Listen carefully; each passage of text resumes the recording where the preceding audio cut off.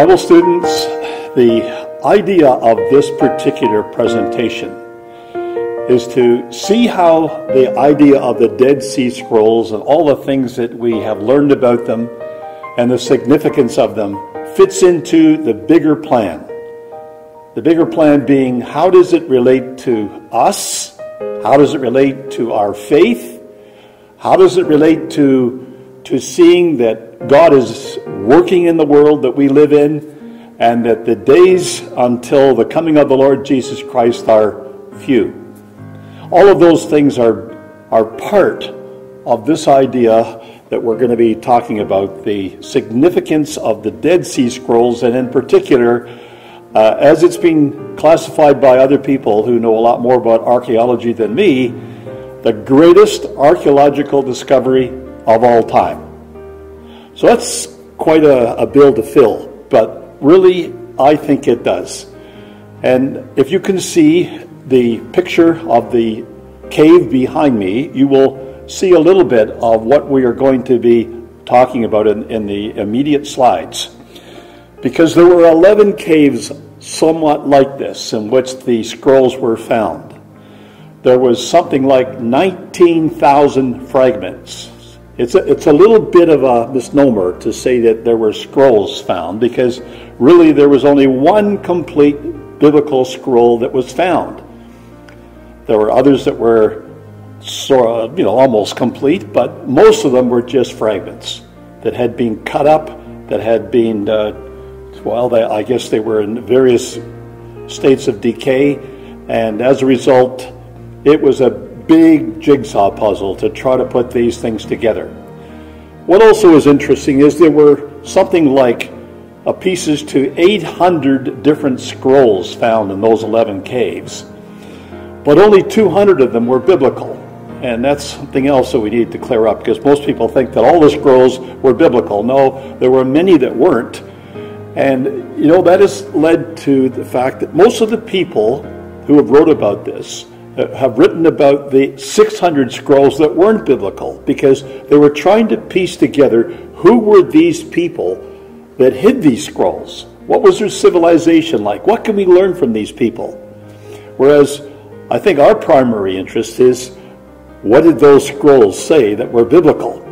And you'll see what I mean a little later on. The scrolls were written on 4 materials.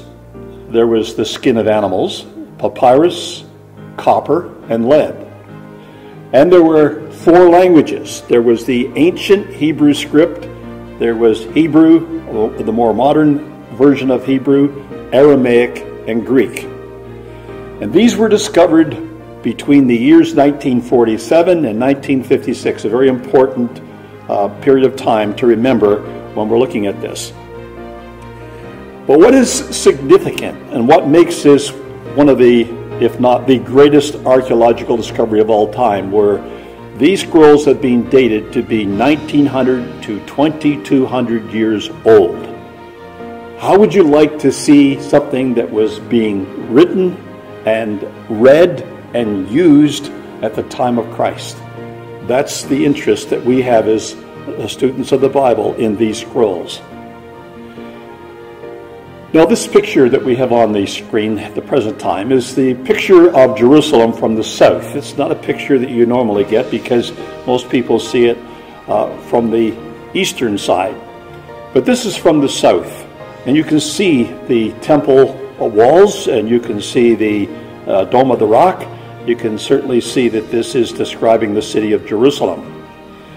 But the point that this makes for us is all about the facts that are related, and many of them related in this one sensational scroll they found of Isaiah. For in our 43rd chapter, verses 11 to 12, we read, I, even I am the Lord. Beside me there is no Savior. I have declared and have saved, and I have showed when there was no strange God among you. Therefore you are my witnesses, saith the Lord, that I am God. And what we're looking at, amongst all the other things it talks about and the other things that we can make of it, is this displays that there is a God that is alive, that is active, and that is bringing these things to pass, just as those scriptures, thousands of years old as they are, had said. When you're in Jerusalem and you're near the Knesset building, if you go off just to the side of it, you'll find a rose garden, beautiful garden. I would certainly hope that if you're there, you would take the time to walk through that garden. It is not only just because of the roses, it's because also of the cypress trees and of the scent that you can get from those trees as you're walking through. I never had such an aroma go through my nose in all my life as walking through that garden. It was a very beautiful sensation. But as you can see, hopefully you can see on the slide here, through the trees is a picture of the shrine of the book, or at least a little top of the shrine of the book. And so from the Knesset building, you can clearly see the place where they have built for the Dead Sea Scrolls as a memorial. Now, the land of Israel is a land of caves. You can't help but read the Bible, and when you read the Bible, to see the number of times it refers to caves and people living in caves, and David being in caves, and many people being in the same cave. It's really quite a place of caves. And not only that, but the idea of hiding things was somewhat revealed already to us, because hiding scrolls in a jar was not a new idea that people were using at the time of the placing of these Dead Sea Scrolls, because we have that record that we find in Jeremiah 32, verses 13 to 14, where God tells Jeremiah and Baruch what to do. So Jeremiah says to Baruch, I charge Baruch before them, saying, Thus saith the Lord of hosts, the God of Israel, take these evidences, this evidence of the purchase, both which is sealed and this evidence which is open, and put them in an earthen vessel that they may continue many days. Well, that would be a nice vessel to discover. Take the top off one of the jars and see that evidence in there, but that may very well yet happen. We don't know where that was located, but as you see the timing of the discovery of the scrolls that we are going to talk about in just a few minutes, you will see that the timing is very important to God, and that he has done these things according to his plan and the evidence that he wants to lay before the eyes of the people of that particular time in history. Now, the supporting books, and I really think you need to know this, because some of these books are hard to find. And one of the books there, which is called The Message of the Scrolls, may not look like you have on your screen, but this book, The Message of the Scrolls, is just another version of the same book, written by Yigal Yadin, and it's really an important book to have if you want to document the Dead Sea Scrolls. It tells you how he did it and the number of things that were involved in these scrolls in Qumran. And then, of course, there is the one in Masada, and in particular a picture in there of finding the scrolls at Masada, which we'll talk about in a little bit of time. Also, when you're in Israel, in Qumran, looking at the monument there about the people who actually hid these scrolls in jars, you may find this little video. Now, sometimes you wonder when you're in one of these little stores as to whether any of these things are worth it. I would recommend you get this one. That is a very, very good documentary of the finding of the scrolls and how they did the research to be able to read them. And then finally, just another little thing while we're saying this is another little piece of evidence that I have brought back with me from Israel, from Qumran. It may be actually available in a number of other places around Israel. It's really worth having this. It gives you a document of the Dead Sea Scrolls. There is a little jar inside, which is something like what the jars would have looked like. It certainly wasn't the same size, but it gives you an idea of what the jar that had the scrolls in was like.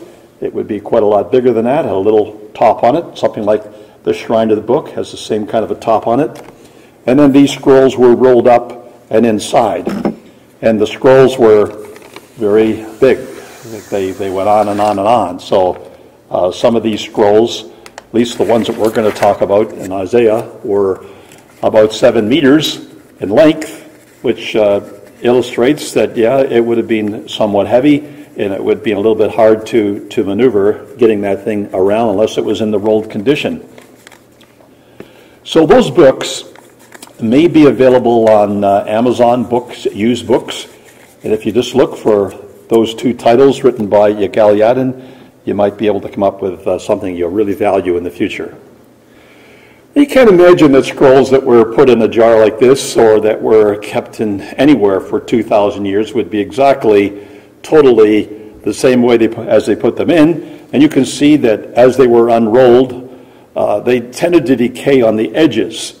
And the edge being, when it was unrolled, illustrated the sort of the pattern that you see on the top one and certainly the decay that went into the bottom one. But they all contain writing that to some degree was readable, and they could tell where they came from and identify them that way. The Isaiah scroll was the masterpiece. And when I went to the Shrine of the Book in Israel and went into the museum there, they had it all put around in a nice circular exhibit, much like we had not so long ago in the Bible exhibition here in Ontario. And the scroll that was wrapped around was not the exact scroll, but it was the same size, and it was a photocopy that showed all the marks on it. On the Isaiah scroll that you have in front of you, where the pieces of leather have been stitched together, some of it coming apart, but nevertheless clearly stitched.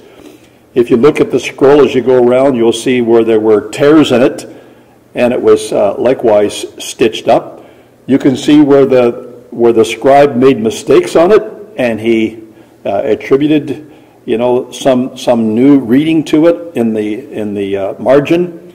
You will see that there are other marks on it, which would seem that other people actually viewed them at the same time or in that period of time.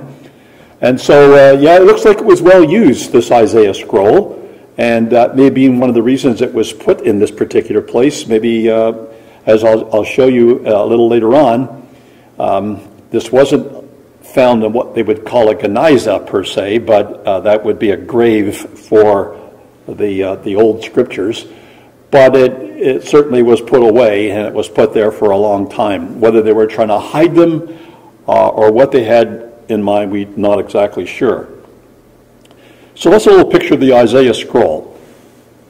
Now the places of interest are up in the top northwest part of the Dead Sea area, in the area of Qumran. There was a lot of caves up there where they found them almost down to En-Gedi, not quite that far, but going down to the southern part of the sea. And then in Masada, they are the two scroll areas that I want to talk about because I think the scroll finds were sensational. And you can see, I don't know if you can see it on the screen that you're looking at right now, but you see three little dots in little circles illustrating it was an ancient site. It's a pretty rugged area, the northwest shoreline of the Dead Sea. You can see that in particular by looking at the little road that runs along the bottom. And that gives you an idea of just how barren, but how spectacular the scenery is in that area. And yes, there's water comes down occasionally in that area. So if you're driving along, you might even see a place where that road's washed out because rain at the top, not necessarily right in the area of the Dead Sea, but somewhere behind it where it would come down and flow towards the Dead Sea. Going through those wadis tends to be a bit of a torrent by the time it gets to the bottom. It can certainly rip up a road, and we were there to see where it was being repaired. The interest then in a place where you're very likely to go is this place, Qumran. And you can see here a bigger picture of it between two roadways, roughly where the location is. And off to the top left, you'll see the road that goes to Jerusalem. And then as it goes down to the right side of the picture, it's going down to En-Gedi. Now, at the time I was there, and this picture was not taken by me, but during that period of time, there weren't many people visiting Qumran. It was too dangerous. So where you might find many buses and many people coming and going in this little area, there's only one bus. And it just shows that's the way it is in Israel. Sometimes it's safe to go, sometimes it isn't safe to go. But I tend to find that the Israelis have a different feel about it all than we do. One of the things that I found was an outstanding feature of the year of 2014 was the computer giant Intel was deciding to reinvest in Israel again. And they were going to add something like $6 billion worth of investment to where they have this huge factory set up to make little chips for all of the electronic devices that we use. Well, the interesting thing is, that was in Gath. Now, Gath is very close to Gaza. And they had a war there. And they made this announcement about this big investment at the time that the war was going on. And there was missiles going over top of the building. I just say that Israel has more confidence than you can imagine. And so from their point of view, I think guests would always be welcome to come and to walk around these sites and visit, even if there is thunder in the distance.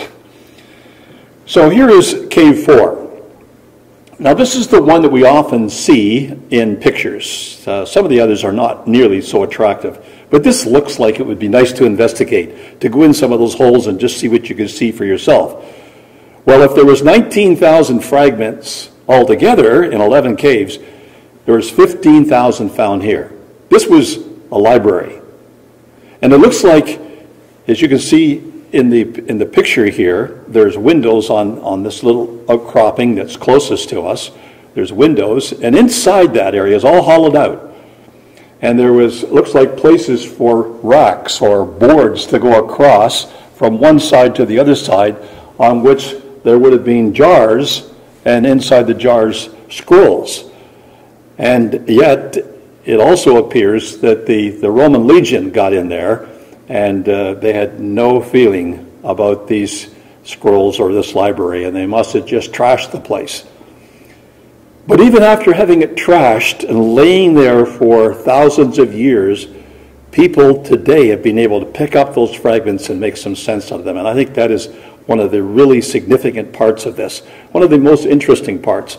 I don't know if you're allowed to walk in that place. We weren't, but if you are, I think it would be really worthwhile trying to see where you could go, just to see that. You'll keep that with you the rest of your life. It's been about 10 years, I think, now since we were in Israel to see this. And it's just as current in my mind as it ever was. I use it in talks, and I use it to describe to my children all the time what we saw at Qumran. When we were there, we had Brother Paul Billington and Brother Tim Billington with us, and we were doing some filming, because one of the things that always interested me is that if the Dead Sea is such a dead place, how could this story be true about how the scrolls were found? And that was that some little 12-year-old Bedouin was looking for a goat that had strayed, and he threw a stone in a cliff and heard the crashing of some jar in there, and then went back the next day to see what actually had happened. I thought, well, what would a goat ever be doing down here? Like, what's there to eat? And that's one of the things that, you always like to see, that there is some evidence that tells you that this is really right. Well, there's quite a few of them down there. And this little ibex, just from down the road at En-Gedi, is just one of many goats that we saw once we started to see them. They were all over the place, even though that's the soil they were walking on. They knew what they wanted to eat, and they could find it. The northwest shoreline of the Dead Sea, again, is really quite pretty and attractive in its own way. As you can see, the dark cliffs, you can see the spread out part of the northern part of the Dead Sea, which is really the only part now that has as much in the way of water in it. But when I went down to the Dead Sea, I was really surprised by the fact there were waves. The wind was blowing down the Dead Sea, and the waves were coming up on the shore. They were all covered with salt and that, and it was really something well beyond my expectations. The salt was very, very salty. I actually had a chance to go in and float around a bit. I think if you have a chance to go there, you don't want to miss that. You can't do that in your bathtub at home. You can only do that in the Dead Sea. But just don't get it in your mouth or in your eyes, because it is very, very salty. Now, you see, that's why that other cave was much more attractive than this cave. But this is the sensational cave. This is cave 1. This is the area where the discovery was first made. And you can see it's not a way up on the top of a cliff. It's quite logical that a young lad could come by and throw a stone in a place to see if something happened. But, you know, you think about it. There's 2,000 years went by. Why wasn't there another 12-year-old, maybe 500 years ago, who did that? Now, nobody did that. Or at least nobody went in to see, because those jars were still there. They were still intact, except for the one that was broken by the stone. So you see, there really is something about the fact that they were so open that you could throw a stone and hit one, sitting there for all that time and never being disturbed. That's a significant factor in this. It yielded 7 scrolls, which the people who have investigated it have described as the Isaiah A, Isaiah B, the Habakkuk commentary, the Thanksgiving scroll, the Manual of Discipline, the War Rule, and the Genesis Apocryphon. Well, you can see that, although you may be interested in looking at the Habakkuk commentary or maybe the Genesis Apocryphon, the real winners are the Isaiah A and the Isaiah B scroll. Because you see, what we wanted to know, at least I always wanted to know, and I would think every Bible student wants to know, is the answer to the critic who says, you can't have anything like the original today. Well, why couldn't we have anything like the original? Well, they tell us that you just try copying something like the Bible. And just think of how many times it would have had to be copied in 2,000 years. And you think it still contains what the original record was like? And they tried to convince people, the skeptics that is, that what we have is an unreliable record. So the most important thing for me in reading this was, what did this look like compared to what we have? Now, I don't want to give you my impression. I like to give you the impression of someone who knows a lot more about this than me. So let's just continue on with that investigation in sight. Now, this is the man. He is probably the most prominent person in all the Dead Sea Scroll investigation, Yigal Yadin, the man appointed to be in charge of the scrolls. Now, this was no ordinary man. This man was a professor.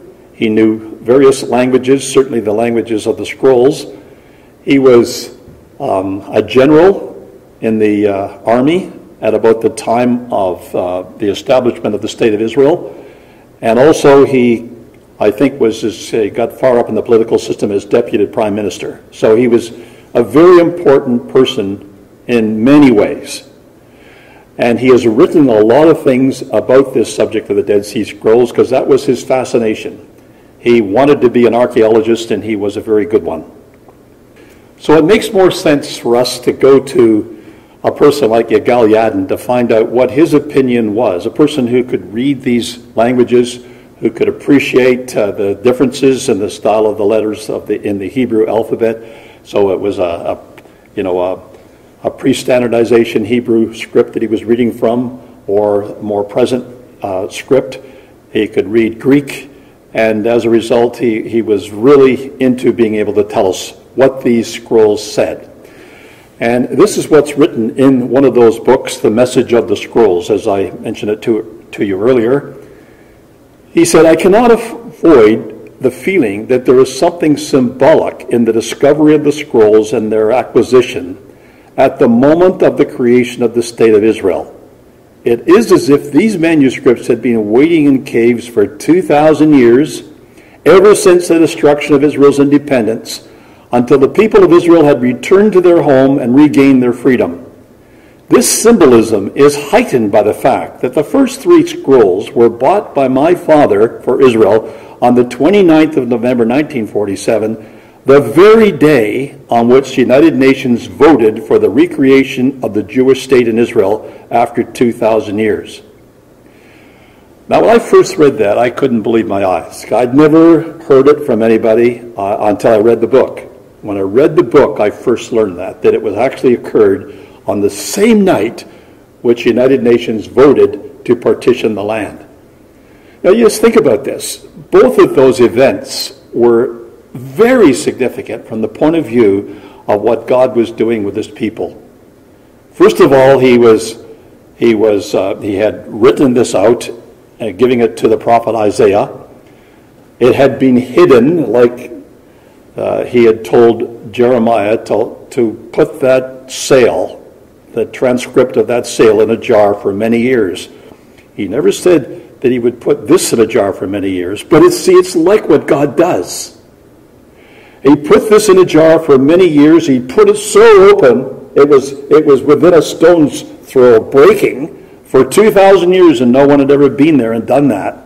But when they did it, it came to be that it was at the same time that the world was deciding they would allow the creation of the Israeli state. You see, that was a window of time. You ask United Nations to do that today. If you ask United Nations to do that maybe 5 or 10 years later than they were asked, they probably would not have chosen to do it because of the problems that arose as soon as they did it. But they did decide to do it, and now the rest is history. There is a state in the world called Israel.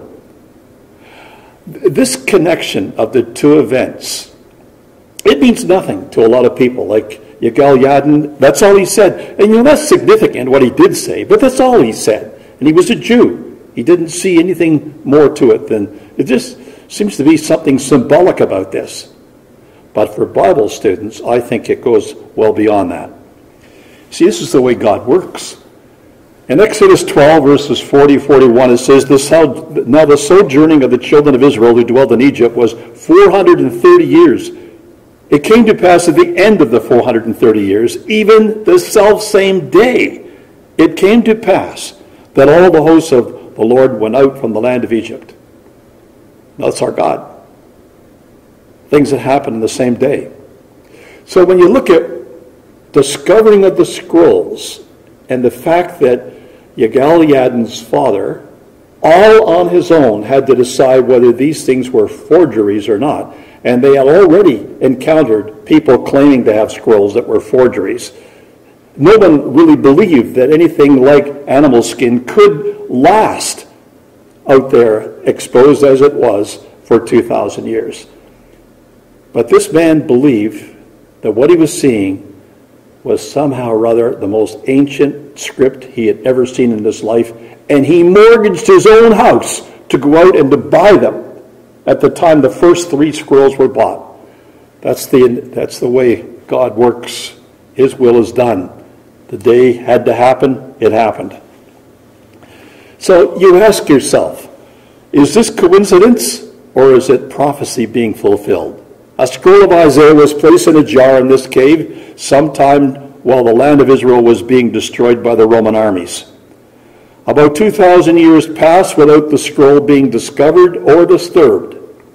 Then, while one of the main prophecies in the scroll, that is the restoration of Israel, was being fulfilled, it was rediscovered in 1947. Well, this is my conclusion. This is evidence of the touch of the divine hand. And that is how God works. There's not much out there in this world that you can say you just stumble on that that illustrates that God is working and that His word is being fulfilled, etc. But if you look for it, you find it. And many people would look at this and only see one aspect of it, and only maybe if they could read these books and see what actually else happened, would then see the full import of what actually the events of that time in 1947. I think that's really quite sensational. So when you look down on Jerusalem from the air, I hope that you can make out here. I'll just point to it because the Knesset building is up over here. So you will probably be at the Knesset building sometime. And the exhibition, the museum, etc., is down here. The Sharonda book is right there.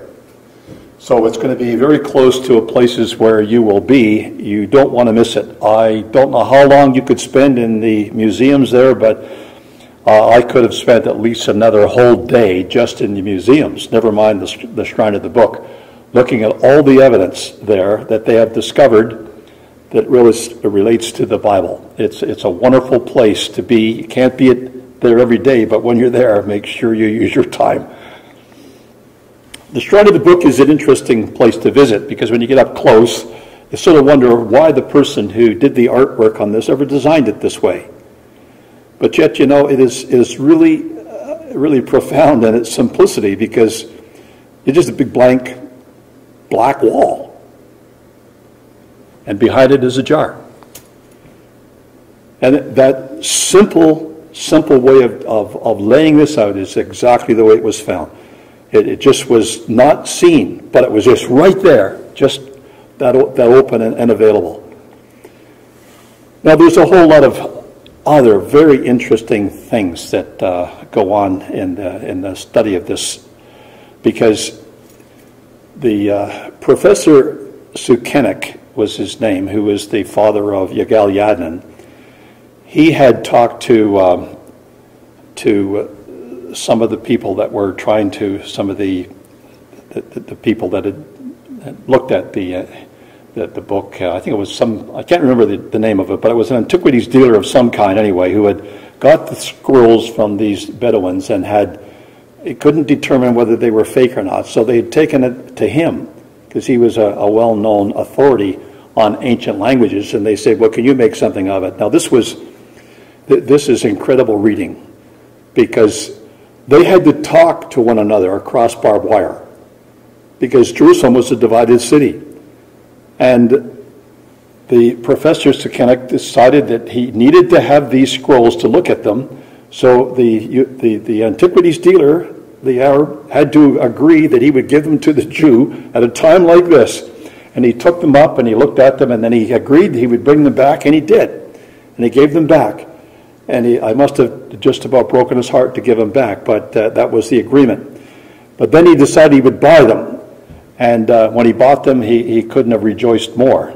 But there were 4 other scrolls, and he didn't know what they said or what they were about, so he went about trying to find these other scrolls. Well, this Shrine of the Book, a picture here you see with the name Samuel and Jane Goutzman. That was the family that bought the other. Well, they didn't totally buy them because it was worth $250,000 at that time. That was a lot of money. But they were the ones that initiated buying this, and so that's why their name is on the Shrine of the Book. But believe it or not, the scrolls were found in the year 1947, and in the 1954, this ad appeared in a newspaper in New York, the Wall Street Journal. 4 Dead Sea Scrolls, dating back to at least 200 BC, are for sale. This would be an ideal gift to an educational or religious institution by an individual or group. Now, you could hardly believe this. These things were worth a fortune, but no one really knew that. And so the man was having a hard time selling them. And eventually, Yigal Yadin got wind that these things were actually being advertised, so he went through an alias and a different name, but still sort of leading it to buy those scrolls. And it was actually another wealthy Jew that provided the money, and the nation of Israel was behind him because they could see what the other 3 were. They wanted the other 4. So they eventually purchased all 7 of them. I took this picture only to be told you're not supposed to take pictures there. So if you go into this place, just remember that they don't really like you taking pictures. So this is some of the things now that I think answer the questions that we would have as Bible students about the Dead Sea Scrolls. We read, thus we know that even from the second source, the Septuagint, we have not full texts of the Bible earlier than the 4th century AD. In the light of that fact, it is easy to appreciate the great importance of 2 Isaiah texts discovered among the Qumran scrolls. These texts are about 1,000 years older than the oldest Hebrew text known to us and about 500 years older than the earliest Greek version of the Septuagint. So from the point of view of age, they are very, very helpful and very, very important because they stretch well back beyond anything that people had before. And the interesting question, again, being, what do they say in the Isaiah scroll compared to what we read today? What's the comparison? Because this is so old, this text could very well have been read by Jesus because he would have quoted from these when he read in the synagogue, not necessarily this exact scroll, but from writing that was at this particular time. So this is what Yigal Yadin had to say about the reliability. He says, what is astonishing is that despite their antiquity and the fact that the scrolls belong to this pre-standardization period, they are on the whole almost identical with the Masoretic text known to us.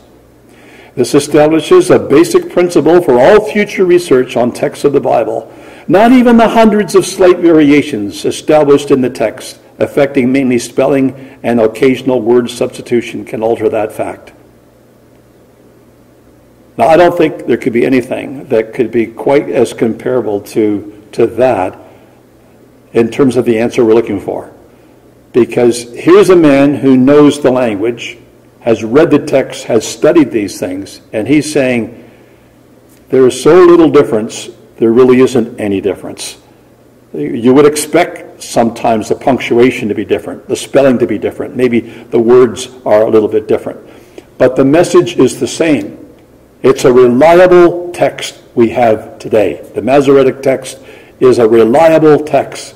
The version that we read from, the King James Version or whatever other version that wants to be, critical about being exact, would certainly be a reliable text for us to read today. We do not need to be concerned about the critic who says, you can't believe that. It's just going to be too unreliable because of all the copying. Now, I think that is very, very reinforcing.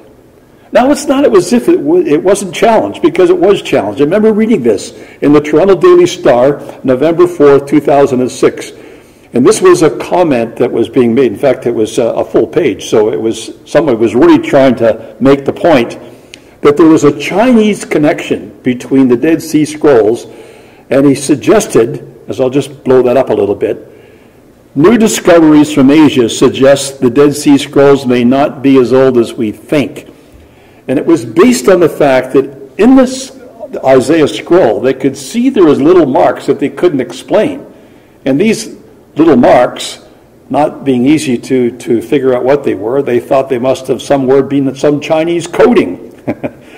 So they thought, well, someone's taken them out of their containers, taken them to China, or somehow or other the Chinese have got to the Dead Sea and they've taken them out and they have changed them and then put them back.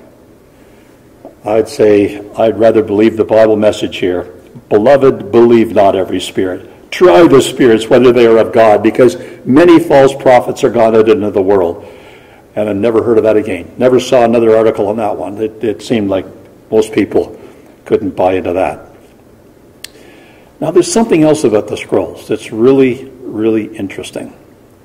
If they had found these scrolls 100 years earlier, or any time between when they were put in and up to, say, about 100 years before they found them, they probably would never have been able to make out of them what we can make today. Now, I want you to listen to this, and this comes from a collection of what I found in the little kiosk on that video and in these books. It says, today, scholarly opinion regarding the time span and background of the Dead Sea Scrolls is anchored in historical, paleographic, and linguistic evidence, corroborated firmly by carbon-14 datings. Some manuscripts were written and copied in the 3rd century BCE, but the bulk of material, particularly the texts that reflect on a sectarian community, are originals or copies from the 1st century BCE, so before the Common Era. 3 technologies needed to develop which didn't until about the 1980s, to be able to assist in the analysis of the scrolls. The infrared technology permitted the reading and copying of the scroll content. The DNA analysis permitted scientists to piece together which fragment came from which scroll. And carbon-14 dating provided the proof of the age of the scrolls. You see, if they didn't have that, they wouldn't have believed they were that old. Somehow or other, somebody faked it. Or they wouldn't have been able to read it because most of the scrolls were so decayed that when you looked at them with normal light, you couldn't see anything. And the way this is explained on the video, which if you pick this video up in the kiosk, I thought it was really neat the way you explained this. He said you go down to the local store and buy 3 bags of potato chips, different potato chips. Like, I don't know my potato chips, but, you can buy ones that are normal. You can buy ones that are some particular flavor and some maybe even look green. He says, get a big bag, 3 big bags. He says, when you get them home, take them and crunch them in the bag. So you get lots of potato chips. He says, then get a big bowl and put them all in. Mix them all up. So you got all these 3 bags mixed up. He says, take them and then scatter them all over the floor. And he says, pick them all up, which could be quite of a problem. Put them into the bowl again, and then sort them out. And put the original potato chips here and the ones that have the flavor to them there, and then put the green ones down here. And then he says, now assemble them back into their proper potato chip. I don't think anybody would be interested in trying to take that on. But he says that's about the size of the problem they had with 19,000 pieces. How could they possibly tell which piece came from which scroll? But you see, they were written on animal skins. And animals have DNA. And by looking at these little pieces and finding out the DNA of the piece, they could match them. By matching them, they got them back to the skin that they were written on. And then, of course, the idea of infrared, well, you look at these things under infrared light, so they all had to be filmed, and they filmed them in infrared light. All of a sudden, you can read it. All the letters are there. And that's really apparent in that video where the man goes to try to describe that in detail. And, of course, the carbon-14 dating, all these are modern things, allowed people to be as sure as anything with carbon-14 dating because the sheep's skin was carbon-based and they could tell roughly when that sheep was alive. So you could just see the hand of God in this. No one was going to touch those scrolls for 2,000 years. These technologies had to develop first, and it's in our era when they developed. So we are the recipients of something that other ages probably would have loved to have seen, but never did see. We've seen it. Let's just move down to Masada to finish this, because Masada is, he went down to Masada, that is Yagal Yadin, as the chief archaeologist. He went down to see if he could find any scrolls there, but they were more interested in finding the scrolls of the people that were there. They wanted to know, who were these zealots anyway? Like, where did they come from? What did they believe? Were they really religious, or were they just people that were the agitators of the community? Now, you will love being at Masada. It is really a significant thing to be there. Just the scenery is spectacular. No wonder Herod built his palace there. But when you start to investigate, as you may see on the screen here, that part in the circle, and that line, that white line that seems to come up, well, that white line has got a lot of history to it. You really want to maybe read about that before you go there, because the more you know about that, the more you will be able to look at the things and make something out of them. There's a lot of Roman forts that are located around the base of Masada, which if you know what you're looking for, you can spot them right away. And then down more at the visitors' place where you come in, you will see some of them are restored to what they feel was the way they looked at the time. Now you can see a little bit there in that picture. You can see the ramp. That was where the siege engine went up to hammer the walls to break in. And you can see something that looks like it's man-made down there in the base. That's where the Romans secured their men at night. But that was the 10th Legion and the work of maybe a few thousand slaves that built that ramp so that they could take and move a siege engine up it and hammer the walls, and that's how they got in. Now read this little bit, and this might just entice you to do a little more reading on this. This is from his book, Masada. Masada shall not fall again. And it says, it is thanks to Ben Yair and his comrades, to their heroic stand, to their choice of death over slavery, to the burning of their humble chattels as a final act of defiance to the enemy, that they elevated Masada to an undying symbol of desperate courage, a symbol which has stirred hearts throughout the last 19 centuries. It is this which moves scholars and laymen to make the ascent to Masada. It is this which moved the modern Hebrew poet to cry, Masada shall not fall again. It is this which has drawn the Jewish youth of our generation in their thousands to climb to its summit in a solemn pilgrimage. And it is this which brings the recruits of the armored units of the defense forces of modern Israel to swear the oath of allegiance on Masada's heights. Masada shall not fall again. And when I was there, they were doing some work on restoring Masada to the point of doing a lot more. They were installing lights, and they had quite a few other things, it seems like, in mind. And it might be that you could get a much better view of Masada than we could at the time that we were there. You might even take the snake path on the way up instead of taking the little car that goes up the cables, because you'll learn a little bit about the height of that place. We came down, we did not go up, but even coming down was a challenge. Now Herod made a palace there, and I've never seen it even like it is in this picture, because when we were there it was being restored, but it didn't look anything quite as nice as this. Apparently he'd spent a lot in making this as it sounds, like a palace. And so it'd be really worth going there just to see this. It's a unique thing that you will not easily forget. What I'm mainly interested in, though, is that when Yigal went there, he was trying to discover scrolls, and they did discover some scrolls at Masada. But first of all, they tried to find if there was a synagogue anyplace, and they did think they had found one, because it was facing Jerusalem on the wall, just as the arrow points here in the picture. Well, Sister Dorothy and I went up to Masada not so long ago, and we went here and found that now they have marked this place out at the top, so it's much easier to get a look at where this Geniza was. A Geniza is a place where they bury old books. Like, what would you do if you had a Bible you didn't want anymore? Would you throw it out? Would you put it in the garbage? Not likely. It's probably still in your house somewhere. Like, I got quite a few myself. I just can't decide to throw it out, so I've got it. Maybe someone else will.